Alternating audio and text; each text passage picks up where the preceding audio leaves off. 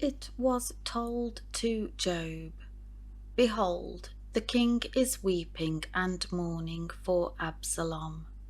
So the victory on that day was turned into mourning for all the people. For the people heard it said on that day, "The king grieves for his son." The people stole into the city of Mahanaim that day, as people who are humiliated and ashamed steal away when they retreat in battle. But the king covered his face and cried out with a loud voice, "O my son Absalom! O Absalom, my son, my son!" Then Joab came into the house to the king and said, "Today you have put all your servants to shame, who this day have saved your life, and the lives of your sons and your daughters, and the lives of your wives and concubines. For you love those who hate you, and hate those who love you. For you have shown today that commanders and servants are nothing to you. For today I know that if Absalom had lived, and all the rest of us had died today, then you would be pleased. So now stand up, go out and speak kindly and encouragingly to your servants. For I swear by the Lord that if you do not go out, not a man will stay with you tonight, and this will be worse for you than all the evil that has come upon you from your youth until now." Then the king stood and sat at the gate of Mahanaim, and they told all the people, "The king is sitting at the gate." And all the people came before the king. But Israel, Absalom's troops, had fled, every man to his tent.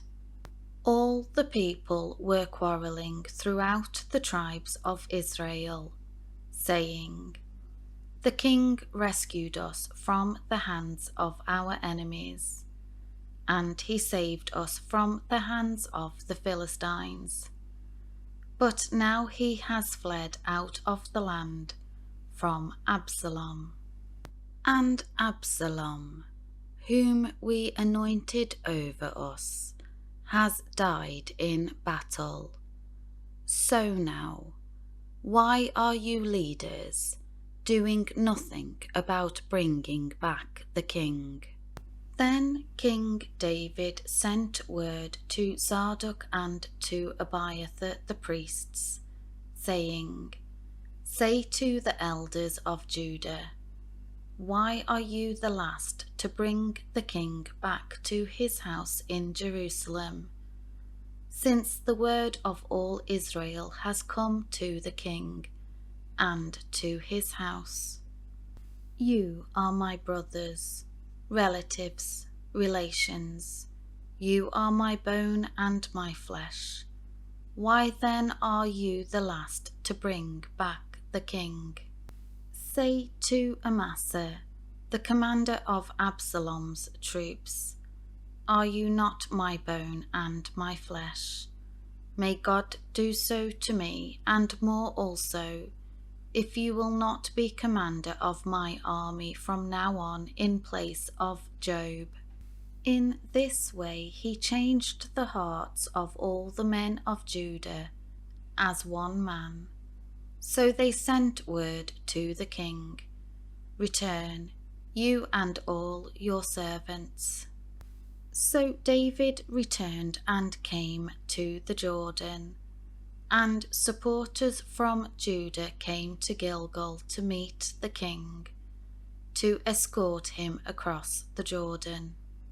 Then Shimei, the son of Jerah, a Benjamite of Bahurim, hurried and came down with the men, from the tribe of Judah to meet King David, and 1,000 men from the tribe of Benjamin with him, and Ziba, the servant of the house of Saul, and his 15 sons and 20 servants with him, rushed down to the Jordan before the king.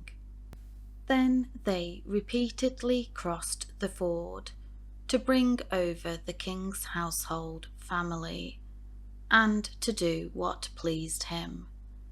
And Shimei, the son of Gera, fell down before the king as he was about to cross the Jordan, and said to the king, "Let not my lord consider me guilty, nor remember what your servant did wrong on the day my lord the king left Jerusalem, so that the king would take it to heart. For your servant knows that I have sinned. Therefore, behold, I have come today, the first of all the house of Joseph, to come down to meet my lord the king." But Abishai, the son of Zeruiah, said, "Should not Shimei be put to death for this, because he cursed the Lord's anointed?" David said, "What business is this of yours, you sons of Zeruiah, that you should be an adversary to me today? Should anyone be put to death in Israel today? For do I not know that today I am king over Israel?" Therefore the king said to Shimei, "You shall not be put to death." And so the king gave him his promise. Then Mephibosheth, the grandson of Saul, came down to meet the king. But he had not cared for his feet, nor trimmed his moustache, nor washed his clothes, from the day the king left until the day he returned in peace and safety. And when he came to Jerusalem to meet the king said to him, "Why did you not go with me, Mephibosheth?" He said, "My lord the king, my servant Ziba betrayed me, for I said, 'Saddle a donkey for me, so that I may ride on it and go with the king, for your servant is lame.' But he took the donkeys and left without me. Further, he has slandered your servant to my lord the king. But my lord the king is like the angel of God, so do what is good in your eyes. For were not all of my father's household, family, nothing but dead men before my lord the king? Yet you set your servant among those who ate at your own table. So what right do I still have to cry out any more to the king for help?" The king said to him, "Why speak any more of your affairs? I have said, you and Ziba shall divide the land." Mephibosheth said to the king, "Let him even take it all, since my lord the king has returned to his own house in safety and peace." Now Barzillai the Gileadite came down from Rogelim, and went on to the Jordan with the king, to escort him over the Jordan. Barzillai was a very old man, 80 years old, and he had provided the king with food while he stayed at Mahanaim, for he was a very great and wealthy man. The king said to Barzillai, "Cross over with me, and I will provide for you in Jerusalem with me." But Barzillai said to the king, "How much longer have I to live, that I should go up with the king to Jerusalem? I am this day 80 years old. Can I be useful to advise you, to discern between good and bad? Can your servant taste what I eat or drink? Can I still hear the voices of singing men and women? Why then should your servant be an added burden to my lord the king? Your servant would merely cross over the Jordan with the king. Why should the king compensate me with this reward? Please let your servant return, so that I may die in my own city, and be buried by the grave of my father and mother. But here is your servant Chinham, my son.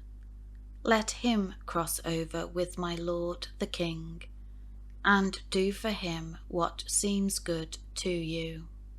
The king answered, "Chinham shall cross over with me, and I will do for him what seems good to you, and whatever you ask of me, I will do for you." So all the people crossed over the Jordan. When the king had crossed over, he kissed Barzillai and blessed him, and he returned to his place.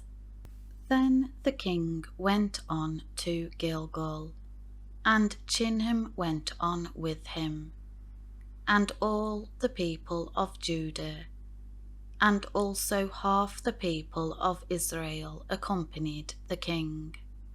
And all the men of Israel came to the king and said to him, "Why have our brothers, relatives, the men from the tribe of Judah, stolen you away, and brought the king and his household, and all David's men with him, over the Jordan, instead of waiting for us to arrive?"